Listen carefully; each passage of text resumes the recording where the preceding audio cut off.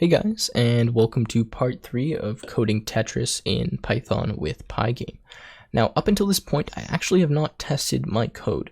Now, I know some of you probably think I'm insane because we've already written like 300 lines of code and we haven't tested any of it.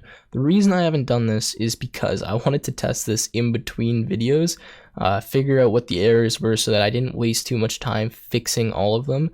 So I'm going to go through a few errors that we have now and show you what happens when I run the code. So I'm just going to delete that because that was a fix that I made. And pretty much you can see that we crash right away and we actually get a for I in range, none type has no length. Now the reason we get this, and this happens down in the main, is because in convert shape formats, somehow I managed to forget to return positions. Now this is really important because the whole goal of this function was to generate this list of positions, and we did that fine, but we forgot to return them. So pretty easy error to fix, so return positions. Now, again, we run this, we're like, okay, everything looks good. No, there's another issue, all right? So just watch, if I try to go off the screen, you can see that we get a unsupported operand for current piece because I forgot to put a Y or an X here. So let's go down to main, let's fix this. What line are we on? 262. 262 current piece dot X. Yeah, that would be important. Okay, now I know there's a few other errors. So this one, current piece minus equals, let's change this to an X. Current piece minus equals, wow, I really messed up on this a lot. Okay, dot rotation minus equal 1. Okay, so this is rotation. And let's see, anything else? Let's run the program. See, okay, we're getting another issue here. So if we have valid space current, okay, so I just messed up and a bracket here. So let's go line 265. Here we are. So we're just gonna take this quotation mark, or what am I saying, quotation mark bracket, and just put it there. And all should be good now. Let's see. We go down to the bottom of the screen. Okay, we get another. And let's just play this for 1 sec, see if we can run into any errors. Okay, so we're rotating fine. We can't move off the screen. And all looks to be doing okay. All right, so that's a good sign for now. Let's leave that so it doesn't look like there's any issues. If you find any, I'd probably end up fixing them in future videos, so don't stress about it. Okay. So now that we've done all this, what we need to do next is a few things, all right? So we need to deal with this draw next shape, clear rows, draw text middle, what other functions do I have? And I think that's about it. And we're also gonna deal with main menu, kind of starting the game, finishing the game, and all that stuff. So what I first wanna do actually is I want to deal with draw next shape, and then I'm going to do clear rows just because clear rows is kind of complicated. So draw next shape, what this is going to do is it's just going to draw the next shape kind of off the screen and show us what it is. Because in Tetris, typically it shows you like the next shape, the next few shapes. So yeah, now this seems pretty straightforward, like just draw the shape. It's actually kind of long because we have to, once again, get this list, turn it into positions that we can use. And yeah, it gets a bit complicated. So what we're going to do is we're also going to set up a font in here. So we're going to say font equals pygame.font.sys font. And here we're going to do Comic Sans again, because you guys know I love Comic Sans. Comic Sans size, let's do 30. And let's render this font. Okay, so label equals font.render. Text for this is going to be next shape.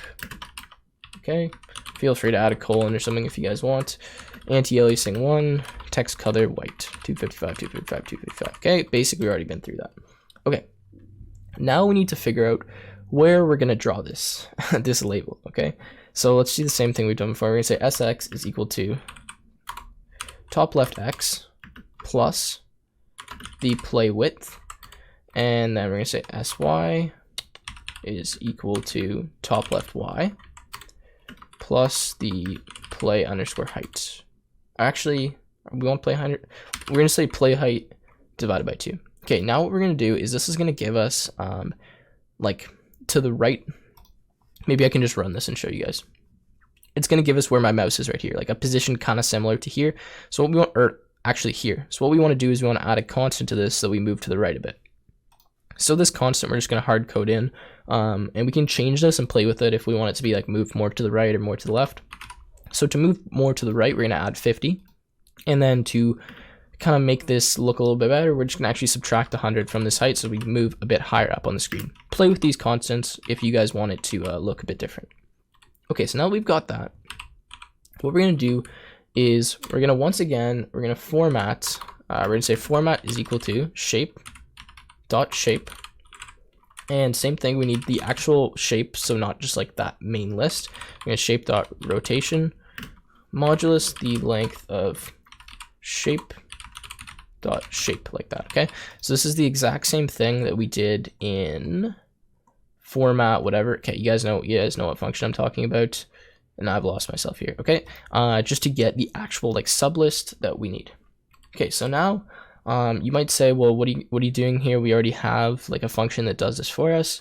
Don't worry about it, just follow along, because this is a bit different the way that I'm going to do things. Okay, so I'm going to say for I comma line in enumerate, all right, and then row, or actually format, sorry. And we're going to do the same thing here. We're going to convert row into list. This is really similar to the other function, except we're going to do one major change, and you'll see that for row equals list line, we're going to say for j comma, what do you want to call it, column in enumerate row this time, and exact same condition if column equals 0.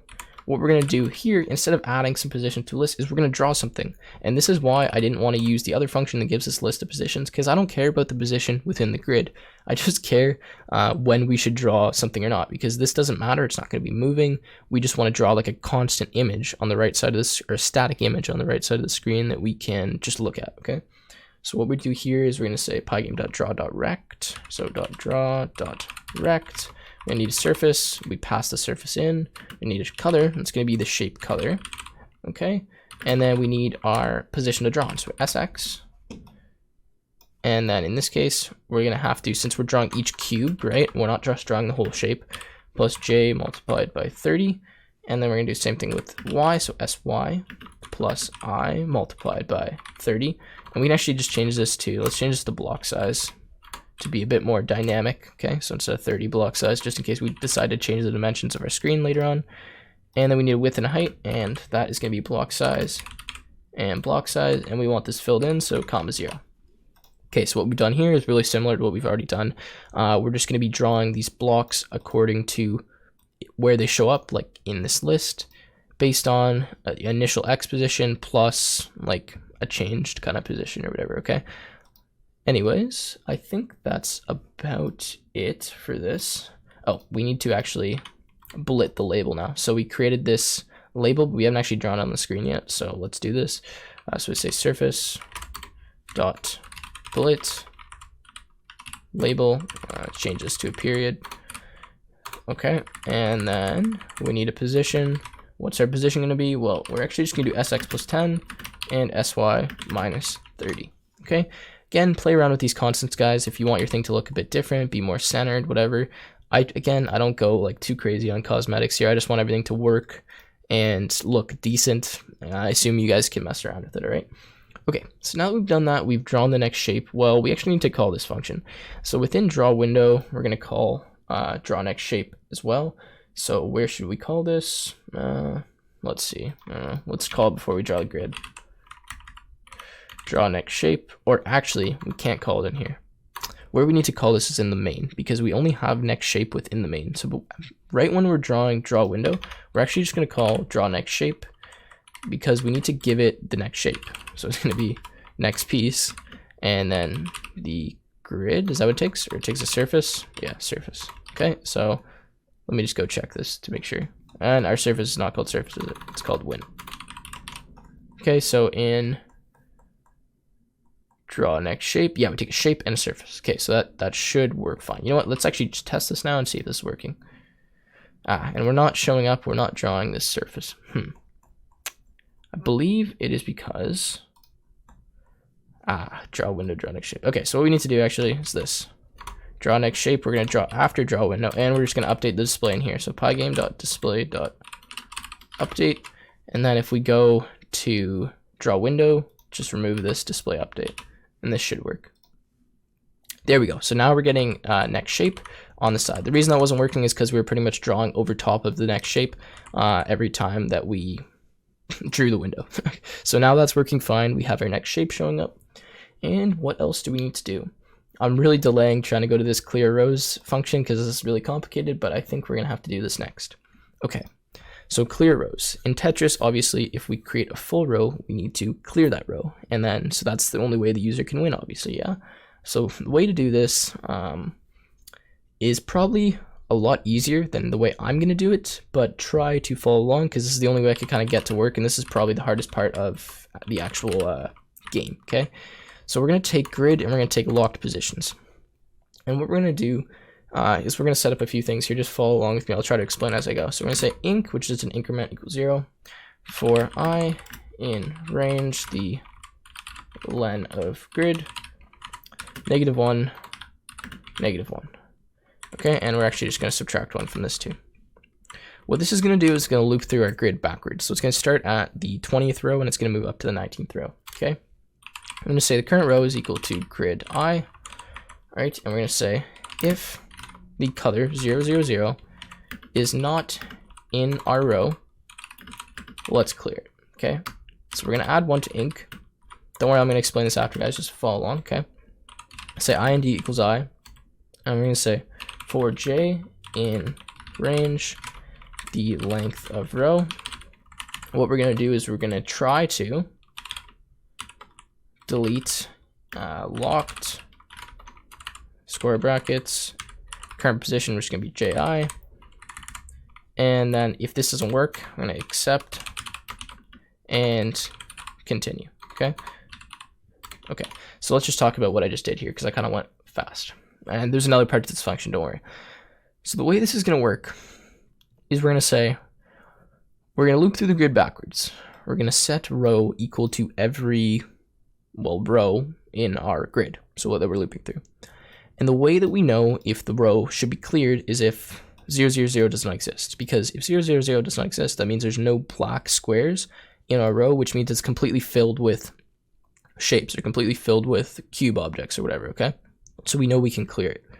So the way to clear it now, and don't worry about these variables, I'll talk about that in a second, is to get every position in that row. To do that, we need to loop through j in the row, and we're already at the current row, so we know that I is just going to stay static. Change j and try to delete this from locked positions, because now what we're doing is the locked positions need to be removed. So when we del these, since locked position is a dictionary and it's mutable, we can actually just change it within here, and that's how we delete those keys and those colors from the grid. Okay, so after we delete that all, what we need to do is we need to shift every row. So what's happening now, and I think I'm actually just going to pull out like a little, I have a drawing tablet and just start using this to kind of explain some things because it's pretty complex. So just give me 1 second. All right, so what we need to do is we need to shift every row. So if we delete like the bottom row, every row above that row needs to move down by 1. So if I go to, let's see this, and delete this, okay? So you can see if I have a grid, all right, and it looks something like this, we're just gonna do like a very basic like 3x3 grid, okay, just to save us some time.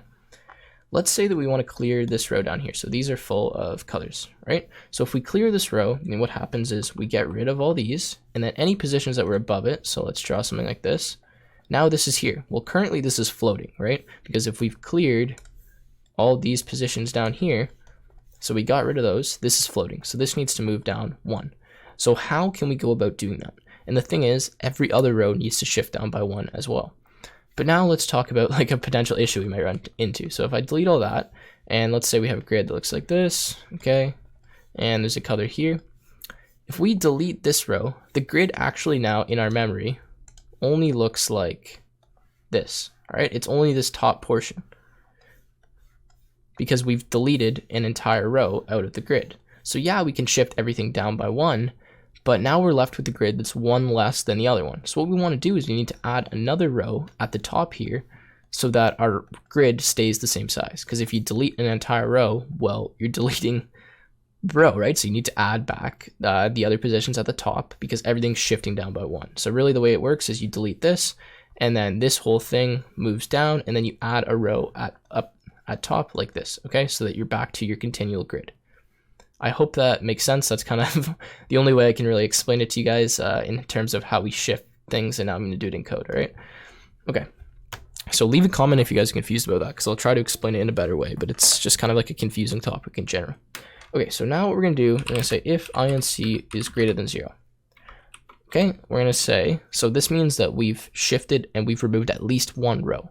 And I'll talk about the case in which we move 2 rows in 1 second, okay? I'm going to say for key in, and just follow what this is. This is going to be kind of confusing. List of locked positions. So locked, because we just pass in locked there, okay? And then we're going to say key equals lambda. I'll explain what this does in a second. x1. And I think that's about it. And we're actually just going to reverse this. -1. Okay. So for every key in our sorted list of locked positions based on the y value is what this does. So given a list that looks like this, so if you have like 0, 1, 0, 0, okay?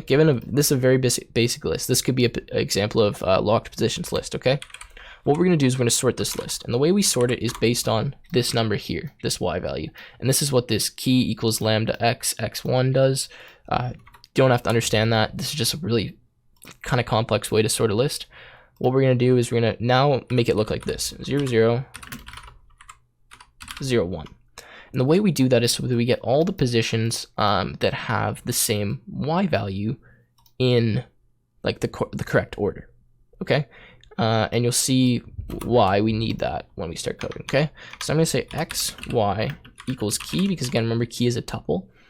And then we're going to say if y is less than ind, we're going to say new key is equal to x comma y plus inc, and then locked new key equals locked dot pop key. Okay, let's dissect this now, all right? Because this is, I told you guys this was kind of confusing. So what we're doing now is we want to shift every single position in the grid down, because when we delete a row, everything above that needs to move down. So the first part is pretty straightforward, okay? So x, y equals key. So we're simply getting the x and y position of each key in locked positions. And remember, locked positions has a key, and then corresponding with that is a color. Okay, straightforward. Now what we're going to do is we're going to say if y is less than int.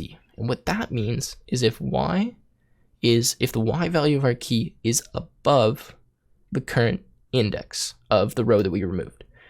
So if we remove, for example, row 17, then only things that are above that are going to move down. We don't need to move anything below row 17 down because we didn't remove anything after row 17, right? And I'm going to show this in a drawing in just a second. Okay, so if that happens, what we're going to do is we're going to change a key. We're going to get a new key. I'm going to say it's equal to the current x value, but we're going to increment this by a certain value. So we're going to add to the y value to shift it down. And then what we're going to do is we're going to rewrite, we're going to create a new key in locked position, which can have the same color value as the last key. Again, this is what this gives us, the last current color value, but it's equal to this position, right? So I'll explain why this works now, kind of with a drawing, and why I needed to look at this backwards, okay? Because when we're looking at from bottom to top, there's a reason for that, all right? And I might butcher the explanation, but just kind of bear with me here for a second, because this is important to understand why this works. And this is the most complex thing. And this is actually very useful. You might want to use this a lot, like shifting positions in a dictionary or in a list. Okay, so if I go back to my little drawing thing here, and I go like this. Okay, so let's create a grid over here. Let's make it a few more rows this time, just for a better explanation. So 1, 2, 3, 4. Okay, I'll make it a 4x4. Okay.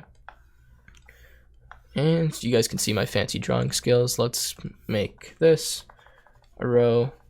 So let's say we have a row like this. Okay, so it's green, make orange. Orange didn't work. Okay, so green can stay there. Orange, like this, and like this. And then we'll add some more colors. Let's do like blue up here and up here. Okay, so obviously this is the row that needs to be cleared that my mouse is going over right now, okay? So this is the row that needs to be cleared. What happens when we clear this row? Okay, so we've looked from the bottom of the list up, and we found, if we're looking at row like 4, Now we're looking at row 3 and we say row 3 needs to be cleared. Okay, so it's cleared, so we delete everything out of row 3, right? This row is now gone. So our grid in memory just looks like this and this. So what we need to do now is need to shift these positions down, but we don't want to shift these positions. So that's why we're getting that IND, so that we know which positions in our grid to shift. So we delete that row, and then what we're doing is we're adding one and shifting all these positions down. Okay, that's a straightforward example. Let's get rid of this and let's do this now, okay? So let's say when we add our, I don't know, shape, whatever, to our grid, we end up getting something that looks like this, okay? 2 rows that need to be shifted down. Now what we have to do is we have to delete this row and this row. Now here's the thing, we delete this row, we delete this row. How many rows does this now need to move down? Well, this needs to move down 2 rows. So how do we know how many rows to move this down? How many rows to move everything else above it down? Well, that is based on our, increment here. And that's why whenever we delete a row, we add one to increment, because we know that we have to now shift it down another row, okay? And that's kind of the way that this works, if that makes sense. Now, the reason that we go through and we look at things backwards is so we don't overwrite existing rows. Now, this is another complex thing, okay? You probably don't have to really understand this that much, but anyways, okay, so let's just, it's not gonna let me undo. Okay, that's fine. So we have this, right? Now, here's the thing. If we started looking at it from the top down to the bottom, what would happen is we would, so let's actually have to add another row for this example to make sense. Okay, so if I add another row and I say, well, okay, boom, let's add a color, let's pick yellow, right? Let's say we have a position here and we have a position here, all right? So that means this position, and this position all need to move down. So here's the thing, if I move this one down by 2, all right? Or if I move it down by 1 or whatever, it could possibly overwrite this existing position. And we don't want that to happen. So why we have to start looking at it from the bottom is so that when we start moving everything down, we move the lowest most things down first. So that way, when we then change this, there's no possible way we're going to overwrite this right here, okay? Because remember, if you, in a dictionary, if you change a key and the key already exists, well, you're just going to overwrite that key. So that's why we start looking at it from the bottom. If that doesn't make sense, don't worry, just that's for any of you, that's why, okay? Because I want to make sure I explain everything and you guys understand at least on some level why I'm doing what I'm doing. Okay, so that's it for the explanation of clear rows. Now let's call the function. So when are we going to call clear rows? Now this is actually an interesting call. We could call this function every loop, but we're only going to call this when our change piece hits the ground. Now the reason for this is because you could possibly be moving down the screen and at some point the grid would have a full row before your shape actually hit the ground. Now we obviously know the way in Tetris, when you're moving down the grid, until you like land or you stay static, we're not clearing anything. So that's why we're only going to call this if we are about to change the piece. So clear rows, what does clear rows take again? I'm going to say it probably takes grid and locked positions, maybe? Yeah, grid and locked positions. Okay, so pass it the grid, and we'll pass it locked positions, okay? So then we're checking, whenever we're changing the piece, if we should clear a row. And this can clear multiple rows at once, okay? So yeah. Now, I do believe this is a little buggy in some instances, but this is the best way I could get, and I'm going to work on making like a fix for it later on. But yeah, okay. So I believe that works. Let's test out the program, make sure we haven't made any critical errors yet.